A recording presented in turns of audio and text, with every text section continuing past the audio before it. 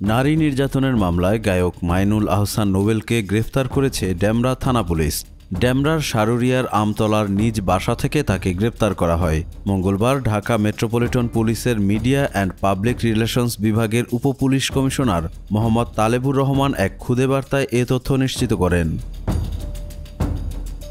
ডেমরা থানার ভারপ্রাপ্ত কর্মকর্তা মাহমুদুর রহমান বলেন, গত রাতে ইডেন মহিলা কলেজের এক ছাত্রী মামলাটি দায়ের করেছেন। এই ঈদে জামা জুতো অ্যাক্সেসরিজের ডিসকাউন্ট। মামলার এজাহারে ওই ছাত্রী অভিযোগ করেছেন যে নোবেল তাকে অপহরণ করে ধর্ষণ করেছেন। ব্যক্তিগত নানা আচরণের কারণে বিভিন্ন সময়ে আলোচিত হন নোবেল। একাধিক বিয়ে করেও আলোচনায় এসেছিলেন এই গায়ক, কিন্তু কোনো সংসারই স্থায়ী হয়নি। 2019 সালে সালসাবিল মাহমুদকে বিয়ে করে আলোচনার জন্ম দেন নোবেল, কিন্তু মাদক ত্যাগ না করায় সে সংসার টেকেনি।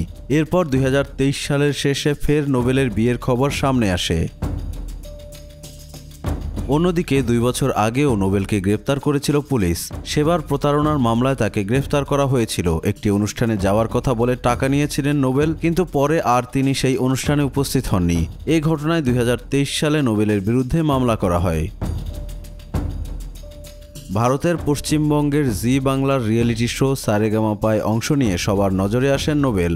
তার গান দর্শকদের মনে স্থান করে নেয়। পরে তার বেশ কিছু গান জনপ্রিয়তা পায়। তবে ব্যক্তিগত জীবন নিয়ে বারবারই আলোচনা সমালোচনায় থাকেন এই গায়ক। নিউজ ডেস্ক, আমাদের সময়।